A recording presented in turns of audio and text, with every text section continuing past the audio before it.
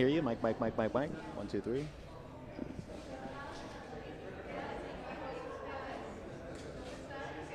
Okay, you got it.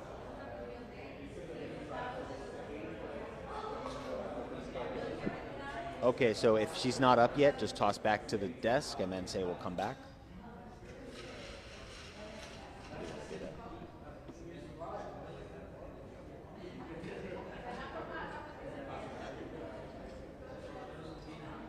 Okay, you got it.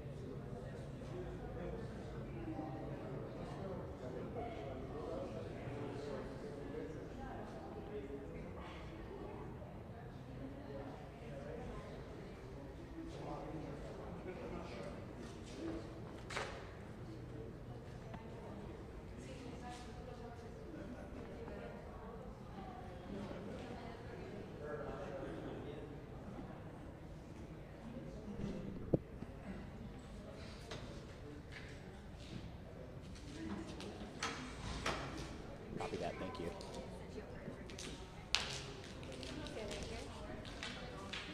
Sounds good.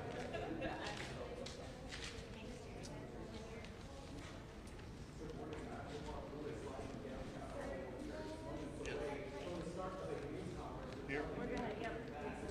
Oh, not here, okay. Maybe like 30 seconds. Hey, how you doing, bro? Problem.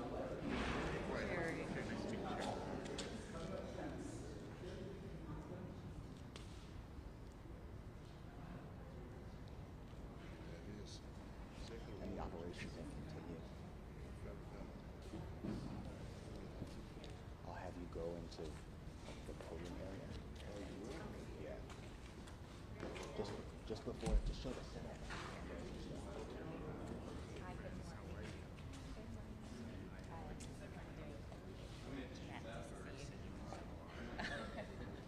I'm traveling a lot, yeah.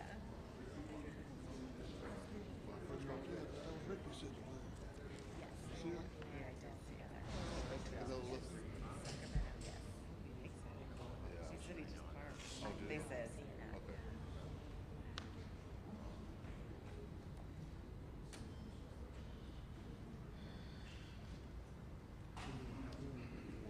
Good morning, that's right. The mayor just moments away from addressing us here at the podium. Now, I want to mention that earlier this week, she did announce that the city would be joining several other Southern California cities and taking legal action against the Trump administration. And now she is set to sign an executive directive that she says will help protect immigrant neighborhoods as these operations continue. So what we're looking at now is the setup. We're first going to hear from Edgar Garcia. The mayor is here, but first, the interim GM, general manager of El Pueblo, where this announcement announcement is being held. He'll speak about the history of Olvera Street involvement and immigration Good morning. rights. Buenos dias. This I'm Edgar executive Garcia, directive, Interim General we're learning a Manager few for El things about Pueblo. it. It'll request Welcome to the records from birthplace federal of Los government Angeles, regarding El dates Pueblo and de Los locations of Angeles graves in the Historical city, as well as Monument. identities This of historic those space has detained been and witness to our reasons city's why. history, So we our wanna go to struggles, Monday and our scene as we await triumphs. the mayor We're here in the to talk about historic this, Pico House because Hotel, she built in specifically 1870. referenced This is the first operation three-story on building in MacArthur Los Park, Angeles, about 90 built by National Mexican Guard Governor troops Pio alongside Pico. dozens of ICE And we're also in Border front Patrol of the agents historic marched plaza, through the park. the city's That first open operation space from complete with armored 1815, vehicles, weapons, and our beloved horseback units. placita. It lasted around an hour, but no While we are one proud of our reported city's that federal heritage, authorities offered this no is also a clarity on space the of difficult targets or why history that park was that chosen. unfortunately shares a Mayor Bass stark parallel calling to this what we're a seeing today. military-style political In stunt. 1931, And, our as plaza we wait here for more was the information site on of the that, forced repatriation directive of that U.S. we citizens of issued here, Mexican we know it'll also heritage, establish a task where raids force occurred made on of unsuspecting AAPI visitors immigrant to rights Olvera Street. organizations to create more It's a guidance sad when history, responding but a to powerful immigration reminder enforcement. of what we're Now, we wanna facing go to the today. scene in Ventura County, The where fear and federal trauma agents were of so also many back conducting a then raid has at a once again been cannabis farm in awakened Ventura across our County. city. This was yesterday. It But led there's to a also clash another with history, demonstrators who were one soon rooted in scrambling as hope, tear gas was unity, deployed. and solidarity. Border Patrol officials say it Here was served where a in the warrant at 1980s, Glass House Father Farms in Luis Camarillo Olivares of the for iconic hiring and Placita harboring Church just across the undocumented street workers. Now, initiated the protesters sanctuary there, movement, at one point declaring the became aggressive Placita with as a one of the sanctuary ICE and safe raid space for supporters all who were, immigrants and who was refugees. mobbed by the crowd And before myself, as a driving child of away. immigrants, I Dozens recall were those seen there days lined as an against LA the wall kid. of the facility as the I will never enforcement forget the continued, news coverage and that crowd of our own grew Mayor as Tom the Bradley raid, standing side by word side got in out on social solidarity with the media, sanctuary more movement. demonstrators showing up hour And so by today, hour, I want to and thank family our members Mayor waiting Karen on Bass anxiously for being for here at El word on if Pueblo, their loved ones were continuing that tradition of leadership and resilience. Here at the very heart of Los Angeles, we're here to support you in all efforts to protect our immigrant communities. Thank you, Mayor Bass.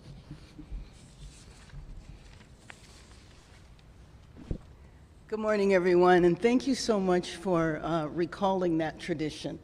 You were a young child, I wasn't, but I And if we come remember back out Father here live Olivares to the very news well, conference, let's go ahead and and listen remember in to that Mayor Karen movement, and that Bass. movement continues today and is represented by the people who are standing here with me. So the organizations that are represented, and some you will hear speak today, CHIRLA, the Salvadorian American Leadership and Educational Fund, the Asian Pacific Islander Equity Alliance, Community Coalition, Inclusive Action, and SEIU USWW, continuing the tradition of solidarity in our city. I am here today to sign an executive directive, and I just want to point out the irony for a minute, that there is a need for me to have an executive directive to help our city understand how to protect itself from our federal government. Just let that sink in for a minute. What we have seen here over the last now going on 6 weeks of raids that pop up and we never know exactly when and where they're going to happen. We've seen them in the general region. I'm sure many people saw Camarillo yesterday and what broke out there. We saw MacArthur Park earlier this week, which I think now, after all assessments, it is viewed as just a display of force, just to put the city in its place, to say we are the federal government, we can roll out troops whenever we choose. So the executive directive that I will be signing in a few minutes is to help the city family, to help the city workforce, to help the city departments and all of the general managers essentially develop preparedness plans that have specific protocols and that help city workers know how to address immigration officials should they approach a city department. How we abide by the law, but we understand what our rights are as city employees, how we can provide protection for immigrants who might be attending a city event or at a city property, but we stay within the law. That we make sure that people that work with city contractors ensure that they are safe on city property. So you might have heard that a few days ago there were city contractors who were working and ICE rolled up on them and asked for ID and was inappropriate. And so even people that contract with the city, we want them to understand what their rights are. We want each department to have an immigration affairs liaison, and we want each department that if they encounter any federal officials, that they contact the city, especially the mayor's office, right away, so that we can, number one, make account of this, but also make sure that all the city departments and city workers are informed on how to deal with this. We also want to disseminate information on city services and assistance programs for families that are impacted by federal enforcement actions. And we are submitting a FOIA, a Freedom of Information Act request, regarding the dates and locations of all enforcement activities in Los Angeles.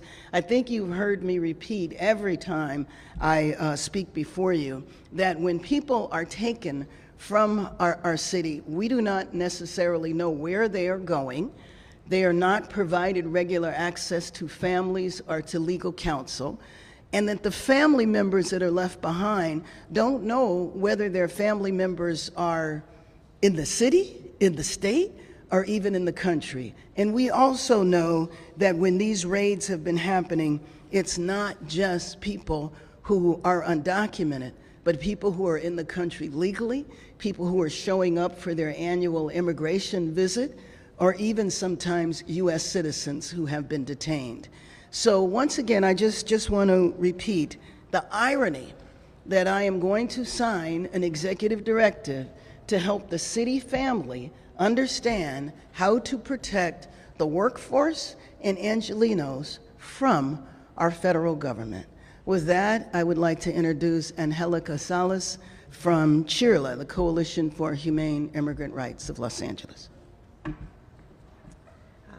Thank you so much, Mayor Bass, and thank you so much for your leadership and for standing with us this entire time. So really want to say thank you.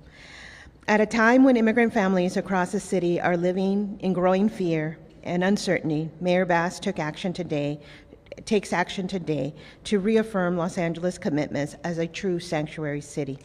The executive directive issued today is more than a policy. It is a statement of our values, it's a bold act of leadership. It's a clear message. Los Angeles stands with Angelenos, no matter their immigration status. Just this Monday, we passed the 31-day mark since the federal government's military siege of our city. In that time, more than 2,300 Angelenos have disappeared, have been ripped from their homes, separated from their families, and torn from their communities. Fathers, mothers, brothers, and sisters, these are working members of our community. Many have been racially profiled.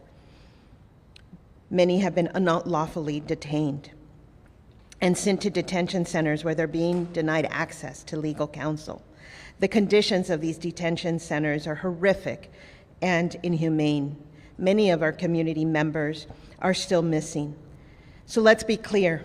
Immigration raids carried out in our neighborhoods without transparency, without accountability, do not make us safer. They spread fear, they tear families apart, they destroy the trust that holds our communities together.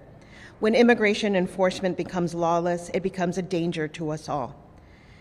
Agents agents that are masked with dangerous weapons, choosing not to identify themselves, chasing and snatching our most vulnerable community members does not make Los Angeles safer. These immigration enforcement operations that are carried out across this region by this administration does not make our community safe. There are no checks and balances. There is no oversight. So we say thank you to Mayor Bass. You make it clear that Los Angeles will stand by and will not stand by and not face this injustice. We will protect our people, we will lead with integrity, and we will continue to be a city where everyone is welcome and everyone is safe. Thank you. Let me now introduce Jocelyn Duarte, the Executive Director of Solis.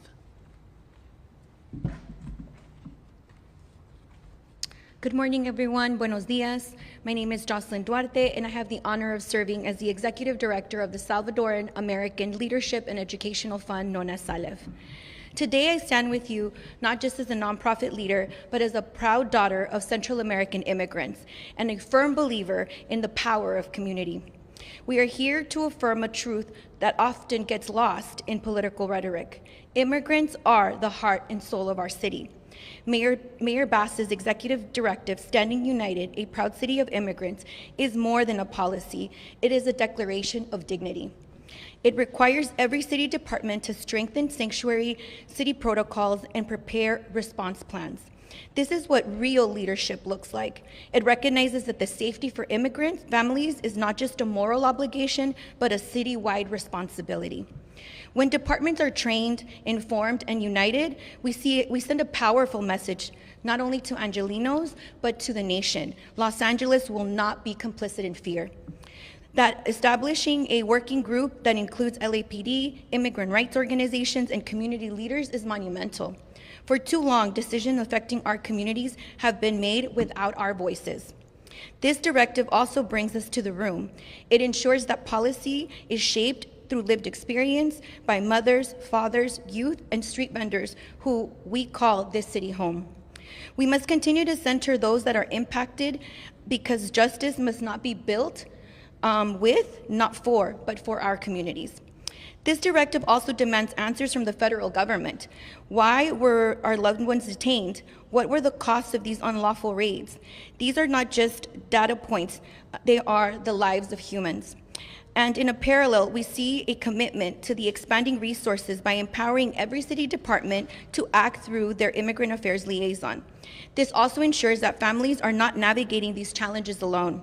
We are building bridges and not barriers. As Salif, we know what it means to stand in the face of U.S. intervention, war, and humanitarian crises. We've done this for 30 years and will continue to fight for legal protections, housing, food, and for most of all, the dignity alongside with all of our community partners. Thank you, Mayor Bass, for your directive. Thank you for your call to action. And we must all rise together to meet this moment as nonprofit leaders, city agencies, neighbors, and leaders alike. Because when we stand united, we do more than protect immigrants. We honor the promise of Los Angeles as a city of hope, resilience, and belonging. Thank you very much. And now I would like to introduce Manju Kulkarni, the Executive Director of AAPI Equity Alliance.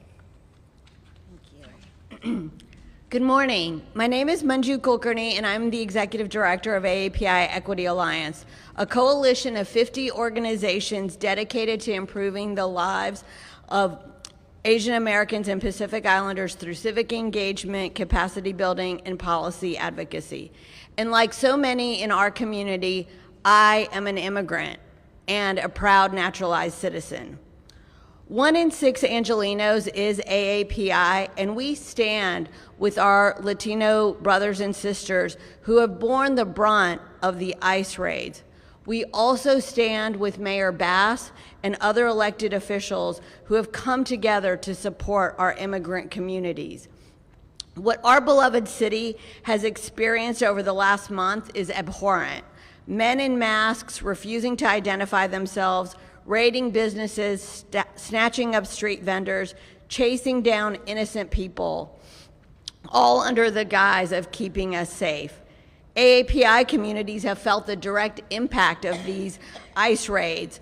Bangladeshi students have been picked up outside a snack shop in Koreatown.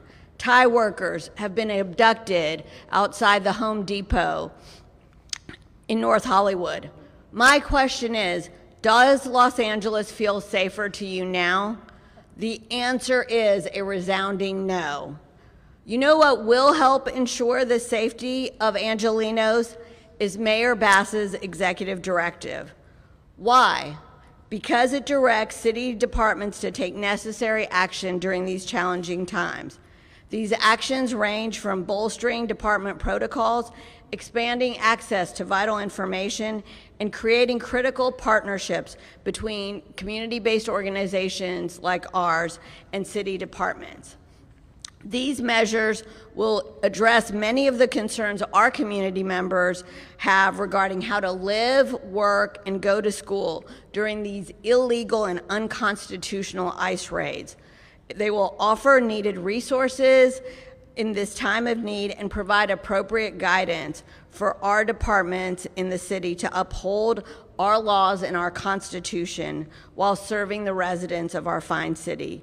Mayor Bass, I want to thank you for today's executive directive and for your tremendous leadership in these extremely trying times. Thank you. Let me now bring up Angelica Salas back for Spanish language translation. Buenos días a todos. Mi nombre es una vez más Angélica Salas, directora ejecutiva de CHIRLA. Estamos aquí para agradecer a nuestra alcaldesa Karen Bass por su directiva ejecutiva, que lo que está haciendo es asegurar que todos los recursos de nuestra ciudad estén disponibles para apoyar a nuestra comunidad inmigrante y que le dé un claro mandato a todos los empleados dentro de esta ciudad, que parte de su propósito, siguiendo la ley, obviamente, que todo su propósito es apoyar a nuestra comunidad. Y esto es tan necesario en este momento cuando más de 2,300 personas han sido detenidas, donde tenemos a nuestras familias que están viviendo con mucho miedo, que sienten que no pueden vivir con libertad en su ciudad. Pero lo que ha hecho esta directiva ejecutiva por parte de nuestra alcaldesa es decir que no están solos, que nuestra comunidad, aquí todas las organizaciones apoyando a la alcaldesa, que vamos a hacer todo lo posible para asegurar que los derechos de las personas inmigrantes sean respetadas. Y obviamente estamos utilizando todos los poderes, desde el litigio hasta, ¿verdad?, nuestras acciones en las calles, pero también necesitamos el liderazgo de nuestros representantes electos. Entonces, en este momento, agradecemos bastante a nuestra alcaldesa, Karen Bass, que ha estado con nosotros día tras día, acción tras acción que hemos visto en contra de nuestras comunidades, luchando para que los derechos de debido proceso, los derechos constitucionales, los derechos civiles sean respetados de nuestra comunidad. Y finalmente, pues que lo que queremos nosotros es asegurar que nuestra gente pueda vivir otra vez con seguridad, porque todo lo que está haciendo este gobierno nos está causando inseguridad. Entonces nosotros como CHIRLA y muchas de las organizaciones apoyamos esta directiva ejecutiva porque sentimos que nos ayuda a crear más respaldo y más herramienta para asegurar que nuestra comunidad inmigrante pueda tener un sentido de que sí hay personas que están luchando por ellos. Muchas gracias.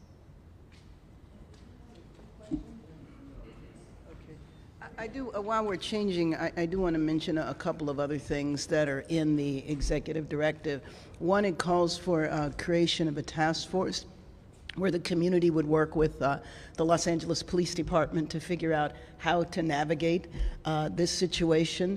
And then I want to acknowledge again all of the organizations that are here standing in solidarity, are not just here standing, but participated in the content of what the executive directive is about. So this was advice that we received from the community-based organizations and also talking to city workers and general managers, the assistance that they needed to figure out how to navigate this situation to protect ourselves from the federal government. Again, I mentioned that irony.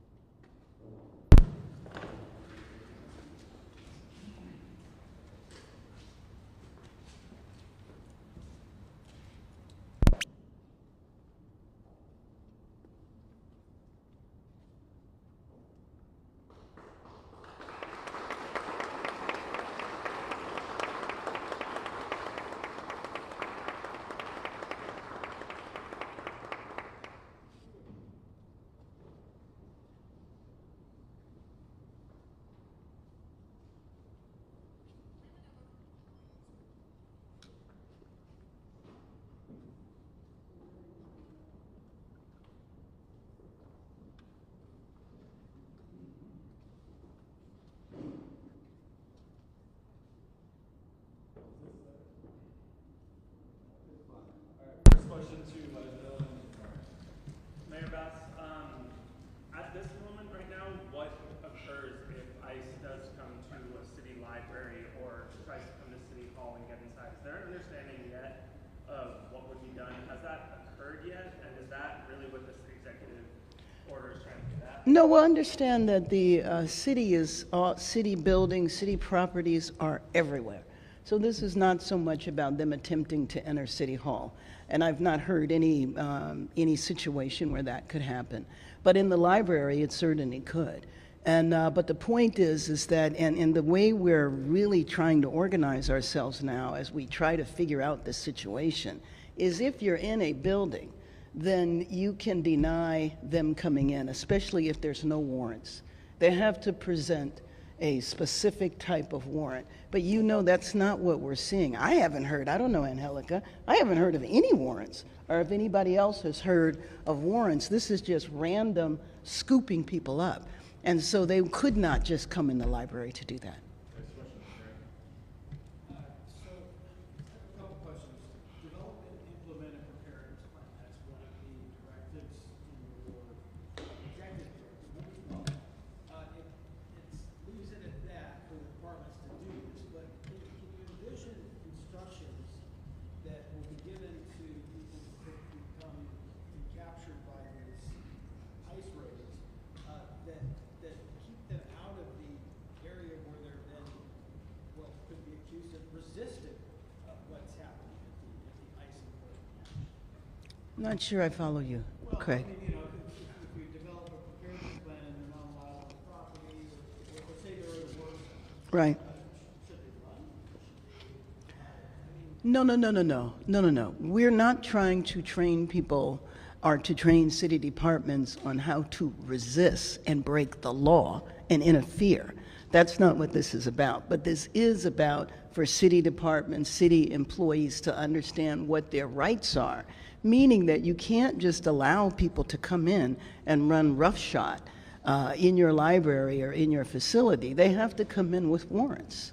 But you know, it is a fine line, and that's the reason for the preparedness plans. That's the reason for the executive directives, so people have clear guidance on what is okay in terms of following the law and what is not. And so on this guidance, say that the next agent or a raid goes down at city property, a library, as an example, and the agents show up who don't have a warrant or refuse to. They can't come in. They can't come in. And I will tell you, and please, you know, the other speakers here who have been witness to this, what we're seeing is that when there is resistance like that and they're not on some isolated street where nobody is watching, they don't want to be there. They will leave. And so, you know, now I do have to have the caveat of some of the things that we've seen I would have never imagined. So I suppose it's possible that they could come barreling in a library anyway. I would have never imagined that they would be driving unmarked cars with tinted windows and no license plates and jump out and pull guns on people either. So I think those are extreme situations. And Angelica, did you want to respond to that as well? Sure. I think why this directive is so important is a good example has been at our schools, at LAUSD, that has a very clear directive to its employees as to how to respond, who to notify, what to do. And so actually that's been very helpful in order to keep our children safe. And there have been instances where immigration enforcement has tried to enter into these school facilities, talk to students, etc., but they've been able to actually follow a protocol, and that's what this directive is asking. Yes, I have a two-part question for you, Mayor. The first part, can you talk about those resources that will now be allocated to immigrant communities through this executive order? Second part, your thoughts on the federal judge's tentative decision in the lawsuit about these immigration raids. She's saying that she will likely implement that restraining order against them to happen, although her decision comes later today. Well, we will be holding our breath on that decision and hoping that she does follow through and that the city has some relief. And I think it would be relief for everyone for there to be a temporary restraining order that we would hope, of course, would then become permanent. And that would mean the raids would stop. In terms of the first part of the question that you asked, what are the resources? Well, in our community development programs, there's resources there in our family resource centers, but we also are going to have a reinstitution of the Angelino card, something that Mayor Garcetti started during COVID, that will actually provide cash assistance to people.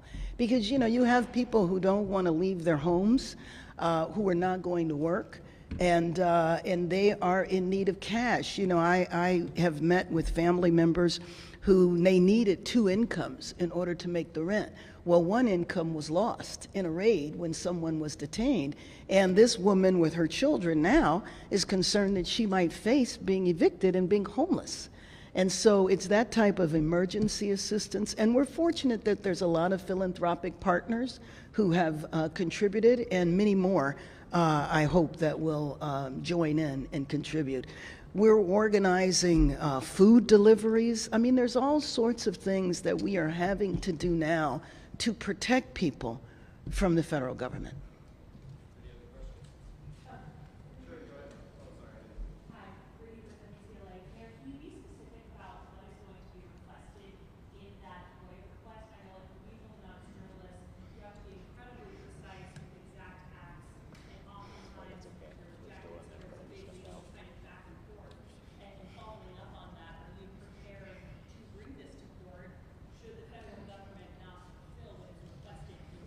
We're prepared to fight all the way. Specifically, we want to obtain records regarding the dates and locations of all enforcement activities in Los Angeles, the identity of individuals, and the reasons that they were arrested or detained. Remember, I was mentioning that's one of the things that really has been traumatizing, is not knowing where people are and people not having access to their family members.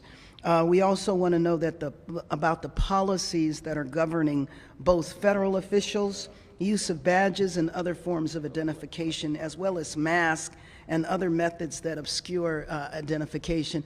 You know, just think about it for a minute. They wear masks because they're afraid of being attacked. What about our law enforcement officers here? I mean, they're not masked, and they're here. These folks are parachuting in, and I'm assuming are going to be parachuting out. So what is the threat? And what is the threat if you're carrying weapons on you with you know, these vests on that have dubious identification? Sometimes it just says police. That's why I always say it looks like they got them online. You know, they don't even look real. So that's what we're wanting to know in the FOIA as well. What are the specific policies that say you need to be masked and that say that you don't have to have proper identification? Sometimes the identification is hidden. It should be open. Los Angeles Police Department, they have to have not only give you your name, their name and badge number, but they're also supposed to give you a business card. Here we have masked people, we don't know who they are, stopping people in unmarked cars. How do we distinguish them from the criminal element? And we've been fortunate here, as far as I'm aware, unless anybody tells me there's been things that we haven't been made aware of, that so far there haven't been kidnappings with criminals. There have been kidnappings, but not with the criminal element like there have been in other states. But you do know that they arrested someone who was an imposter. I don't know if he committed any crimes. Hopefully they caught him before he did that. Mayor, thank you for that with your division. That's good. So I think you got it. Just go to the Bringing back as part of the program, bringing back the Angelino card. And my question is, how soon and how much, if I'm not mistaken, you said it's going to be cash distribution? Yes, it's a couple $100. I don't know the exact amount, and this should be available in about a week. In about a week. Mm-hmm. Do they need any Philanthropic organization.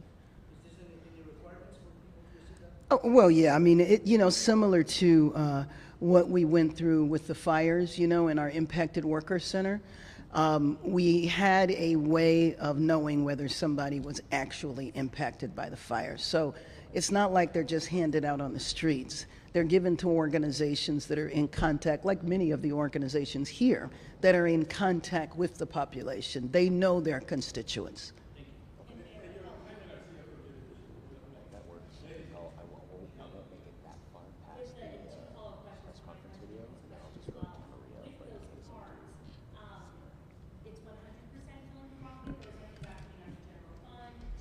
I wish we had general fund money for that. No, 100%. And then a follow-up on the FOIA question, the federal government has made it clear that they're not going to give, whether it's the mayor's office or even LAPD, warning of where these are going to happen. We talked a lot about this just kind of being rumors.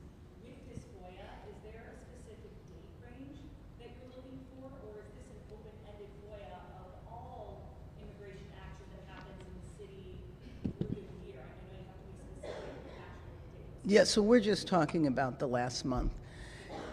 Yes, now it might expand because we don't know how long this is going to last. When you're talking about these warrants belonging to city process, can we assume, or may we assume, that city buildings can become shelters for immigrants that still try to be stopped by an immigration or something that seems to be an immigration? You know, I will tell you that's an interesting question. I can't really imagine that happening because shelters in city buildings for how long? I mean, so we have not considered that in this executive directive. Let me just say that. Just because a clinic 2 days ago was a place where a gardener come inside and even the workers of the clinic requested warrants to stop the man and the agents come inside and even there was a clinic. I could certainly imagine an occasion where somebody would flee into a city building, but again, if there is a specific warrant for that individual, then the city staff would not be able to stop that. But like I said, for the last month, nobody up here has heard of any warrants. That's not what the tactic is. And I think that, you know, just to reemphasize the strategy, I mean, this is about provoking fear and terror in our city. This is about demonstrating to Los Angeles that we're the federal government and we can come in and do whatever we want, whenever we want, wherever we want. And it starts with the seizure of power from our governor in terms of the National Guard, and then the ridiculous display of force that you saw in MacArthur Park. That was over the top just to demonstrate to LA that the federal government is a big bully and is going to come in whenever they choose to. So if they wanted to go about this in the organized manner, remember this started with violent criminals, with drug dealers, drug traffickers, and now we're talking about women who are selling fruit on a corner, or people who are trying to survive day to day as day laborers, are car washes. People are beginning to complain now because car washes aren't open. Why would you prey on a car wash? Unless you preying on that car wash because you know those are very vulnerable workers. Thank you, everyone. Thank you again.